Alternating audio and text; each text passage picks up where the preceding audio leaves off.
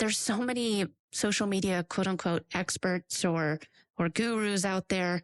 And they're saying like, well, it's your fault that you aren't getting any leads from social media. It's your fault that you don't see your engagement is low because you don't post enough. I don't, like I said, I don't know about you. I have a social media agency, but I'm a business owner first.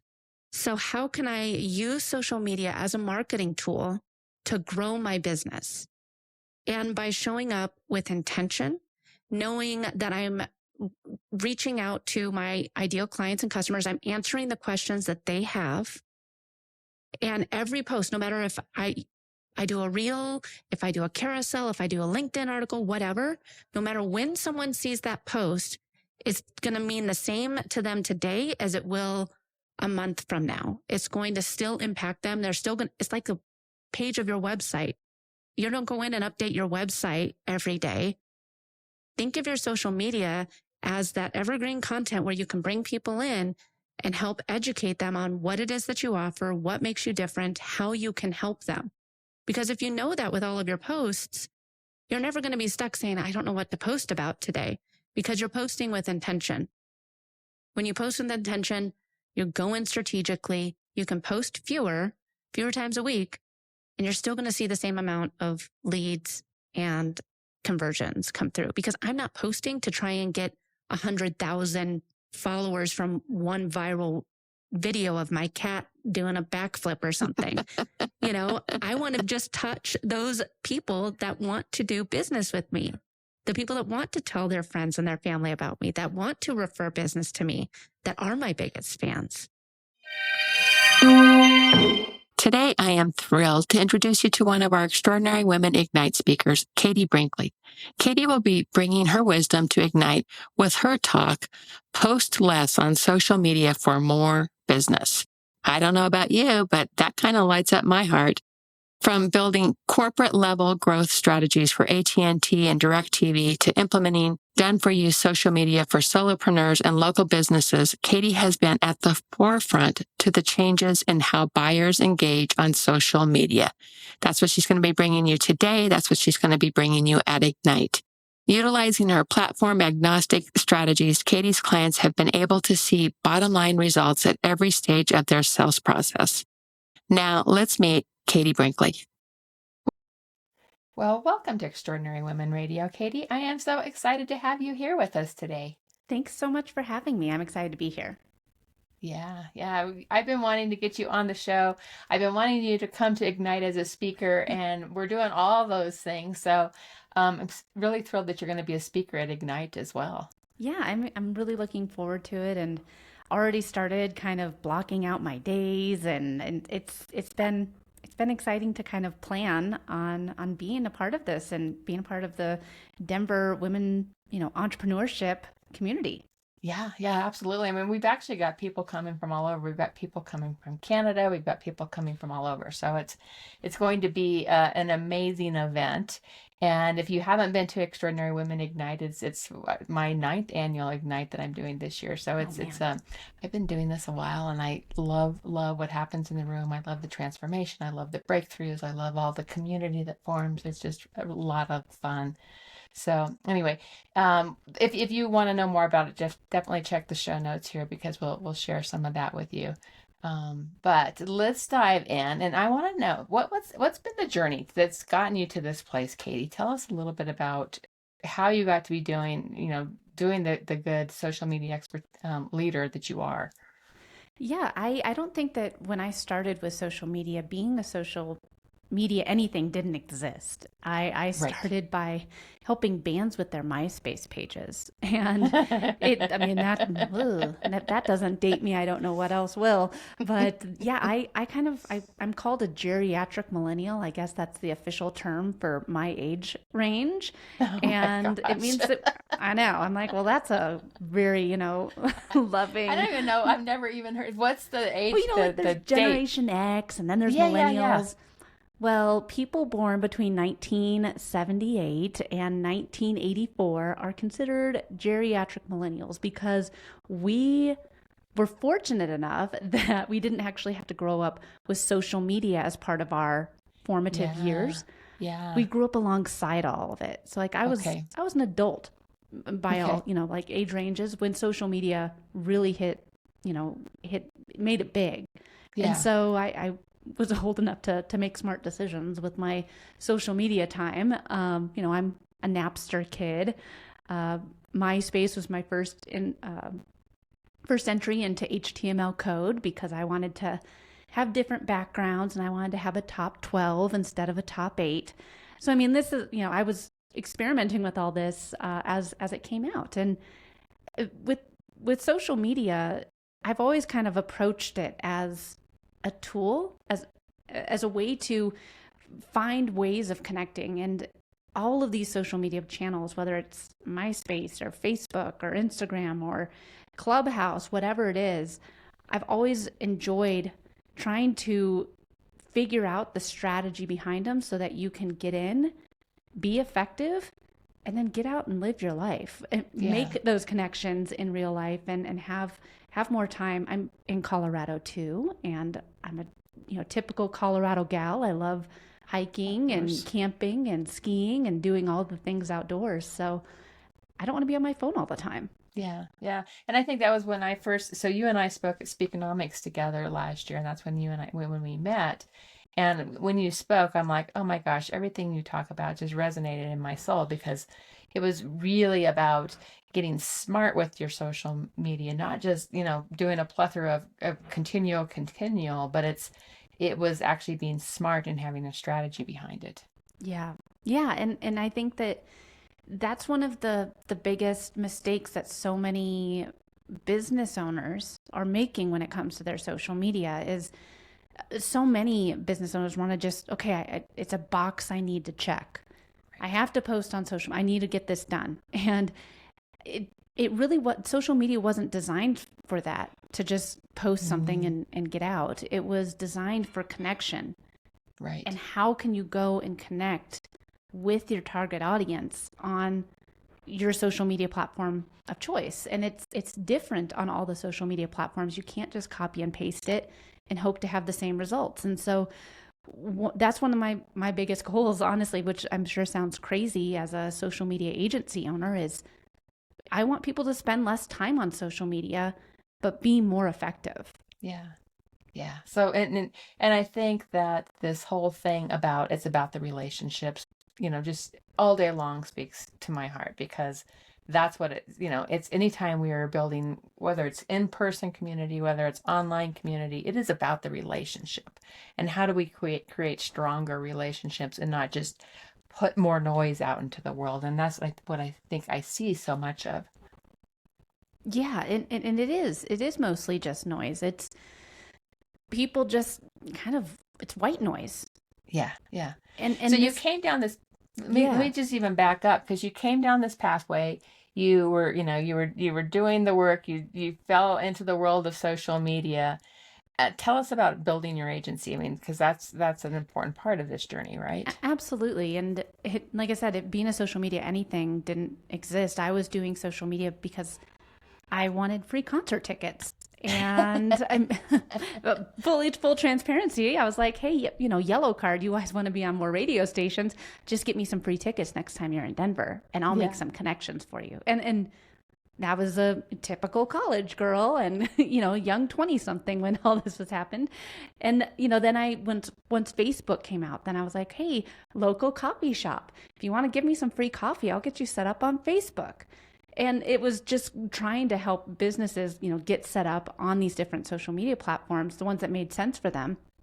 And I had a job. I was the former radio reporter at 850 KOA, which is a sports station here in Denver. That was my actual job. But again, I loved social media.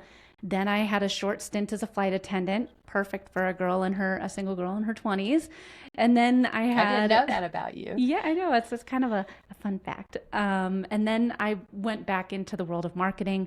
I worked for the Rockies TV station, and I was the marketing manager. And part of my duties was social media, media buys, script writing. Loved my job. And then our company was purchased by another company, and shortly thereafter, my position was eliminated. And it really, if it hadn't been for having a great manager, my manager, I really respected, and she allowed me to really do a lot of different things where I was like, hey, I think it would be really great if we tried some social media ads. I think, and she always encouraged me. And so I remember sitting in her office about a week after I heard the news that my position was being eliminated. And I was like, gosh, Jen, I just don't know what I'm going to do. And she said, well, Katie, you're so good at social media and the way that you have always kind of approached it and the way you think outside the box. I think it'd be so cool if you could find a job where that's all you do. And so I couldn't really find a job where that was all that I did at the time. That was still kind of a new up and coming role. Yep. And I was at a phase of my life where I was not prepared to make like $20,000 a year. And so I started my own business, and it'll be 7 years this November. And I mean, I have 7 employees. I can't imagine doing anything else now. I love what I do, and I love the clients that we help, and I get to, try new things and stay up to date on the latest social media trends every day. So it's kind of a dream job that I didn't know I wanted to have when, a decade ago or Isn't it amazing how it unfolds? I mean, because I can go back to, I would never be able to imagine the work that I'm doing today 15 years ago. Yeah. I left the corporate world 15 years ago, and I was like, this was not in my horizon at all. And thank goodness that, life evolves, we find our pathways. And so thank you for sharing that. That's a great story. It's a really great story. I feel like there's so many of us too, that when we're,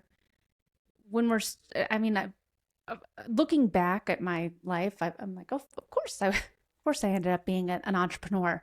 But I think as kids, we don't ever really think about like, oh, I want to just try and do my own thing. It's like, do you want to be a teacher or a doctor or, dentist, whatever? And it really wasn't. I have a 6 and a 9-year-old, and it wasn't until my 9-year-old, she was younger at the time, she asked, and she said, wait, did you say your employee? And I was like, well, yeah, it's like my mommy's team member. Like, she works with me. And she was like, wait, Mom, are you a boss?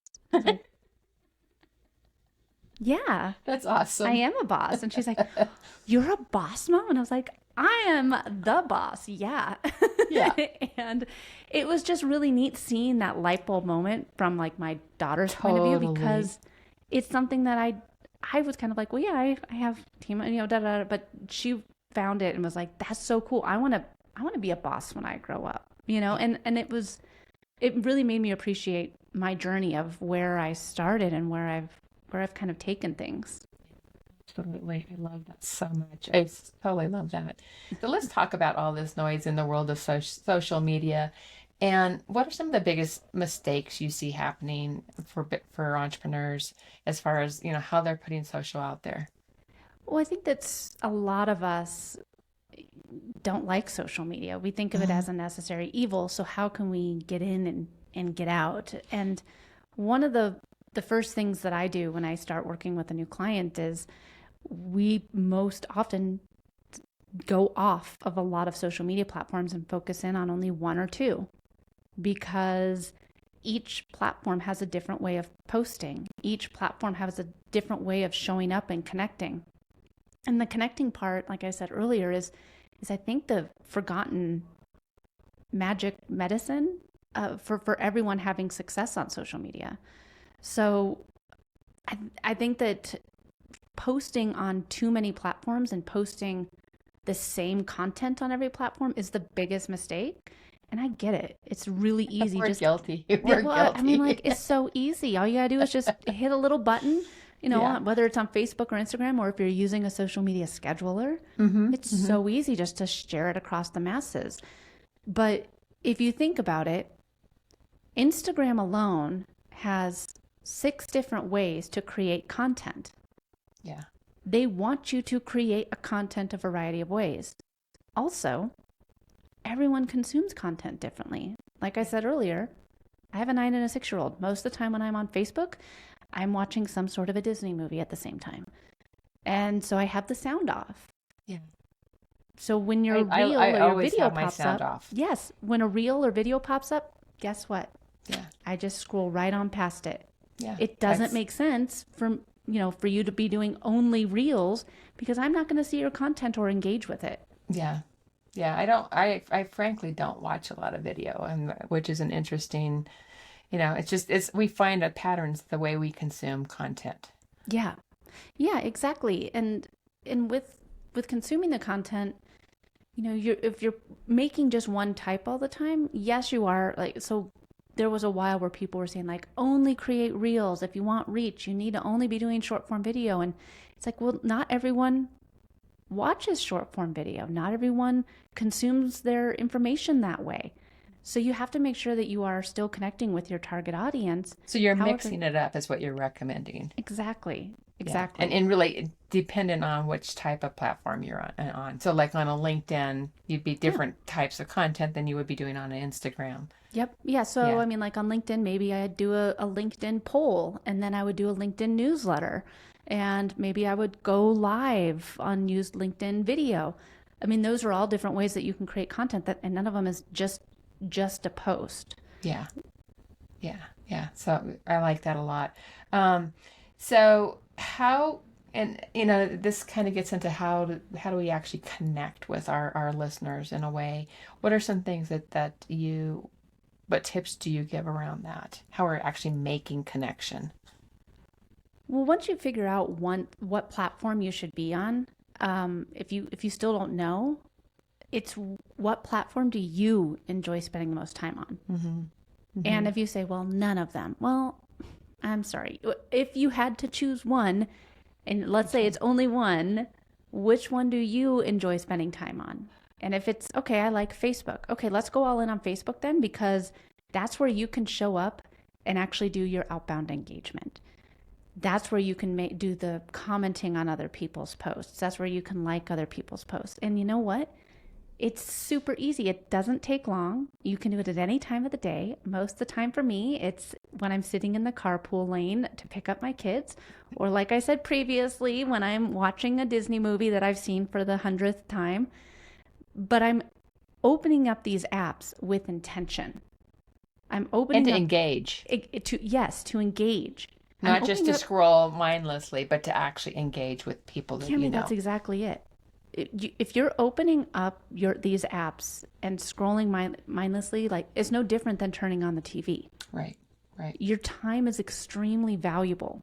And as a business owner, how can you manage your time and grow your business effectively? Yeah. Go in 10 minutes and engage with your target audience. Yeah. I've heard you say, and I'm going to remember that the quote you do sometimes about, I'm a business owner. I'm not. I'm a business owner, not an influencer. Yes.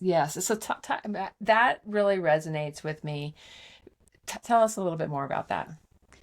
Yeah, that's exactly it. Because when there's so many social media, quote unquote, experts or gurus out there, and they're saying like, well, it's your fault that you aren't getting any leads from social media. It's your fault that you don't see your engagement is low because you don't post enough. Mm-hmm. And I don't, like I said, I don't know about you. I have a social media agency, but I'm a business owner first. Right. So how can I use social media as a marketing tool to grow my business? And by showing up with intention, knowing that I'm reaching out to my ideal clients and customers, I'm answering the questions that they have. And every post, no matter if I do a reel, if I do a carousel, if I do a LinkedIn article, whatever, no matter when someone sees that post, it's going to mean the same to them today as it will a month from now. It's going to still impact them. They're still going to, it's like a page of your website. You don't go in and update your website every day. Think of your social media as that evergreen content where you can bring people in and help educate them on what it is that you offer, what makes you different, how you can help them. Because if you know that with all of your posts, you're never going to be stuck saying, I don't know what to post about today, because you're posting with intention. When you post with intention, you go in strategically, you can post fewer times a week, and you're still going to see the same amount of leads and conversions come through, because I'm not posting to try and get 100,000 followers from one viral video of my cat doing a backflip or something. I want to just touch those people that want to do business with me, the people that want to tell their friends and their family about me, that want to refer business to me, that are my biggest fans. No, I actually start to tune out people that I see too much of. Yeah. Because it's like the message becomes just too, but where it's something that's really engaging and it gets me to stop and think. I'd much rather see that and get engaged in the conversation that's happening within a post. Yeah. Same here. And I think that when you do see somebody all the time, it's almost like, man, how do you have the time for that? Yeah. Don't you have a business to run? Yeah. Yeah. No, I love that. And I know you're going to be teaching us a lot more about, how do we really create a content strategy around our social media at Ignite. So we'll definitely, we want to be at Ignite, but give us one good tip around that, like what's something that we can leave them with today that's a really important thing. You can have just as much impact posting 3 to 4 times a week as if you were posting daily. Yeah. When you post with intention, when you have a strategy around it. And it might sound like, oh gosh, this sounds a little bit overwhelming, but at Ignite, I promise you're not going to want to miss it. I have a 4-post strategy that is going to make it seem super duper easy to stay consistent with your social media. And I mean, some people that have started implementing this, they've sent me screenshots. Their, impressions are up 1,100%. Their engagement is up 250%, and they're showing up less. It's easier for them. That's so exciting. That's really exciting. What are some of the emerging trends you see in social media right now? Well, at the beginning of the summer, it was the impact of threads coming out. And, in the first, I think, week... I didn't bite. Yeah. In the first week, there was 150 million downloads of the app, which broke all the records. Mm-hmm. And at the time of this recording, there are only 10 million daily active users of the app. Wow. So it's definitely dwindled down a bit. But this is the thing. If you are using Instagram as part of your strategy, I don't think it makes sense for you to not be on Threads, because there's no way that Mark Zuckerberg is going to let this, additional app just die that quickly. There are new search features that are coming out within Threads, and I think they released it a little bit early, but there's a lot of controversy right now with X, or AKA Twitter. So I think they kind of rushed it. But if you're on Instagram, I think it makes sense to kind of just post to Threads every now and then and just stay current over there. And then 2023 has been the year of AI. It's been really huge. It's been huge this year. Whether you're using it for, so I use a tool called CapShow for my podcast. It's incredible. I use ChatGPT and Claude, for helping me with, repurposing stuff within my voice. And I'm amazed what ChatGPT can do and capture our voice and capture, really even sometimes write much better than I'm writing. Some, it's like I can take concepts into it and work the concept. Yeah. And it's in a thread where, there's some of my, content that I have written, and it can really bring out great content. Well, and Tammy, I think that this is too where we're both in kind of, the free, I want to say like the freelancer world, like not the corporate world. We are entrepreneurs, so we're a little bit more open to trying these new trends. And I think that a year ago, I'll be the first one to say, I just said, I use CapShow for my podcast. Deidre, the co-founder of CapShow, came up to me in July of 2022 at an event called Podcast Movement. And she was telling me about this new tool she was creating, and she'd love to show it to me. And I was like, I don't want a computer to write my stuff. That's weird. No, thanks. Well, That was totally my initial reaction too. And that's the thing. I think a lot of people still are like, oh, I don't want a computer to do this stuff for me. But the longer that we try and resist this, the further we're going to be left behind. I'm not saying that all of us need to go out there and become ChatGPT experts, but learn how these AI tools are coming into the workplace. Learn how you can optimize them and use them. Play around with them. I mean, sometimes I use it for cooking recipes. Like, I don't get home from work until like 4, and then we typically have soccer at 5:30. So I have an hour and a half to try and plan dinner. I'm like, okay, I have chicken breast, this, and this. What's a good recipe I could make?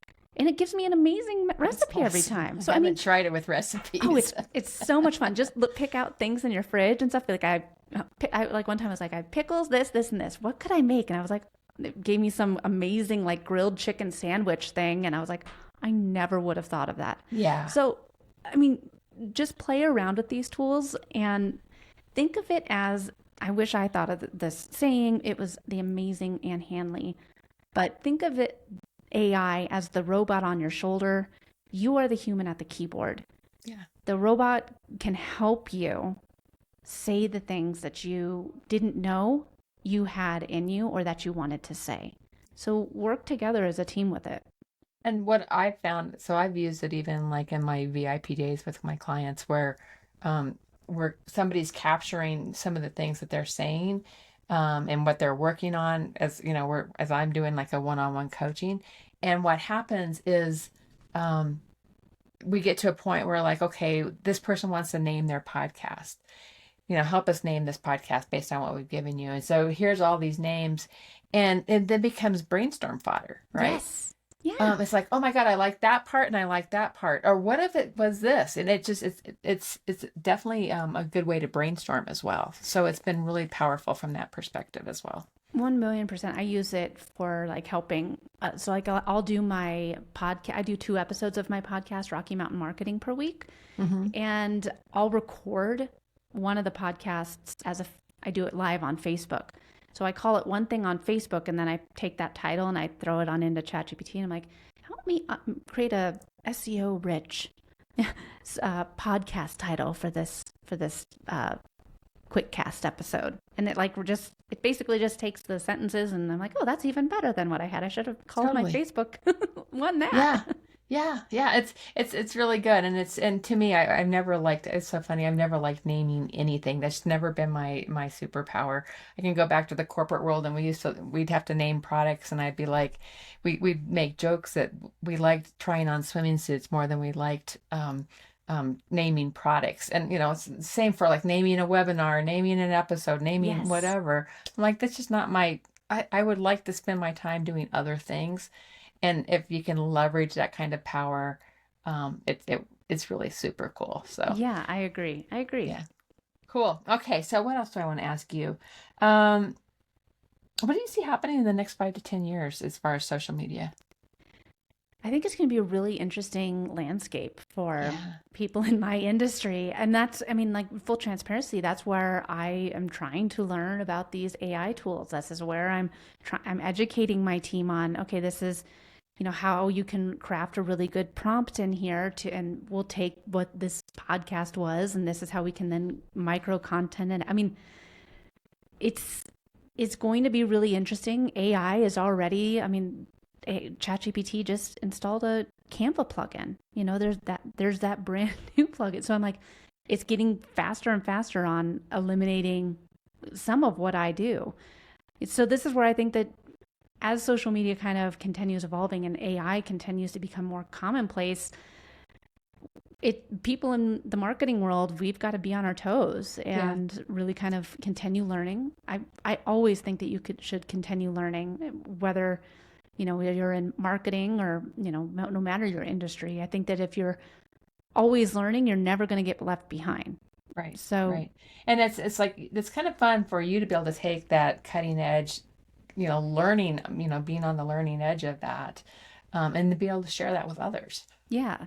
Yeah. And I think that too, it's, social media, I think, is always going to have a place in our lives. The privacy laws are getting more and more tricky, doing social media ads is getting harder and harder, Mm-hmm. but it's still one of the most effective marketing strategies out there. Yeah. I mean, I used to buy billboards, buying a billboard Yeah. and hoping that the right person drives by and happens to be looking up at your billboard is very different than, doing a targeted ad with the same budget, speaking directly to who you want to get in front of. So I think that social media is an incredible tool. Where are you seeing, because Facebook ads have changed so much in the past several years here, past few years for that matter. Where are you seeing the biggest success with Facebook ads, and where are you seeing it having a more difficult time? Well, a lot of our clients are in the home industry, and so it's really hard due to discrimination. We can't target super close, like so it's tricky for the home industry for sure. So any realtors and home builders that are kind of climbing an uphill battle. But I think that I had a virtual event that I held at the beginning of 2023, and I ran ads for it, and I saw a lot of traffic come from the Facebook ads. I think that when you're running these ads, you have to have a budget, a decent budget. Meaning what? Because I've heard very different scales in that. So I think a decent budget is at least $1,000, because then people can see things multiple times. And you have to realize too, if people don't know who you are, it's really hard for you to ask them to do a big purchase with you. Right. So even if you are, I'm just going to say a home builder, and you're not asking people to actually click on a website, you just want to make them aware, having that budget just to make your target audience aware that you exist is essential. Yeah. I always like to tell the story of the Billy Razor, and I wish that they were my client, but they're not. I just was a case study for them. So Billy Razor, if you're listening to this, feel free to reach out. I'd be happy to do a testimonial for you on your Facebook ads. But I used Dollar Shave Club to shave. And all of a sudden in my Facebook feed, I saw this ad for a Billy Razor. It had kind of an impactful video of a woman shaving, like maybe it was a man's leg. I don't know, but it was very hairy. And I was like, I look at that cut through that hair. That's interesting. So I watched the video and I was like, all right, moving on. Well, later on, I saw another ad from the Billy Razor, and it was now people talking about all their success stories with it and how every time they used it, it felt like they were shaving with a marshmallow. And I was like, what a weird analogy. I've never been like, this razor's like a marshmallow on my leg. Never. But again, this has been like maybe 4 years. I still remember the ad. And I was like, okay. And I'm reading all the comments in there, and people love this razor. So I go ahead and I click on it, and I'm like, oh, it's the same price as Dollar Shave Club. I don't really know this razor. I'm not interested in switching. So I left. Well, then the next day I saw an ad in my feed. First month's free for your razor. Come back. Looks like you forgot to check out. Looks like you forgot something. I was like, well, for free, I guess I could give it a shot. It has been 4 years, and I still use the Billy Razor. To this day, I get them. But I mean, they made me aware. The retargeting. Yes, the retargeting. Right. And this is where they were targeting somebody that used Dollar Shave Club, making them aware of their product. Then they showed a whole bunch of customer testimonials saying, like, look how much people love our product.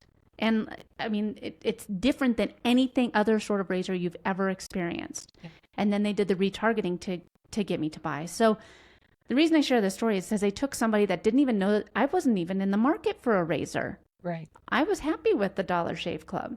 But they took somebody who they knew was their ideal client, showed them their product, told me how they were different. After I visited the website, they enticed me to come back. Yeah. So if you're going after people and saying like, here, buy my $1,000 course, probably not going to work. But they're not going to buy it from you because they don't know who you are. Yeah. but it's into those freebies, and it's also the awareness into the deeper awareness. And I mean, so there's some real strategy behind that. And I think that's why it's really important. If you're doing Facebook ads, you're working with someone who has that level of expertise. It knows what's happening in the context of today's algorithms. Yeah. So. And I think that too, I mean, if you're Nike, you're going to be spending a whole lot more than $1,000 a month in ads, you know? So, I mean, coming from and 1,000 entrepreneur, actually seems pretty decent. I mean, I've actually heard bigger numbers. I've heard numbers like, you need to be spending like $10,000 a month. And, that's that in a much larger type of a company. And that's where they were seeing the results.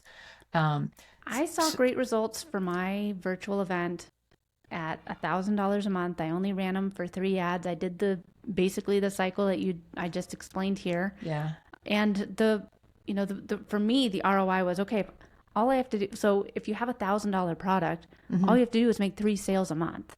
Right. That's it. And it pays for itself. Right. Cool. I like it. Okay. We could go on and on about this. About Facebook ads. Yeah. So, how can people know more about you, follow you, just be in touch with you? You mean other than coming up and talking to me at the conference? At Ignite? Yeah. Exactly. Well, come talk to me at Ignite. I would love to talk with you and take a selfie or 2 with you. And I would love to connect with you online. You can connect with me at katiebrinkley.com. That has all access to everywhere else that we can, whether on the socials or anything. But katiebrinkley.com is the best place. And listen to the podcast Rocky Mountain Marketing, which Cami is going to be on here soon. Yeah, and you do great free content. I've watched just last a couple of weeks ago. I watched one of your things that you were doing. I was sitting getting getting a pedicure, and I was watching it. It was great. Oh, thanks for coming. Yeah, you have to join the Social Profit Lab group. I go live in there every week with latest social media trend or tip or tactic. Excellent. And the final question I always close with, what are 3 pearls of wisdom you want to leave us with today? Believe in yourself. Find your cheerleaders, because the journey of entrepreneurship can be lonely and frustrating and sometimes super difficult, but find those people that are willing to lift you up and be your sounding board. And spend less time in front of your screens, whether it's your phone screen or your computer screen. Make those connections in real life. Use these social media platforms, emails, whatever, as a tool for your business. Use AI as a tool for your business, and then get off your phones and enjoy being with the people that you're with. I love it. Well, Katie, this has been so much fun. I do hope you guys will join us at Extraordinary Women Ignite on November 2nd through 4th. You can go out and grab your tickets at camigellner.com/ignite. And if you use the code EWR, you can get $100 off. Katie, thanks so much for joining us. And I look forward to seeing you in person real soon. Sounds good.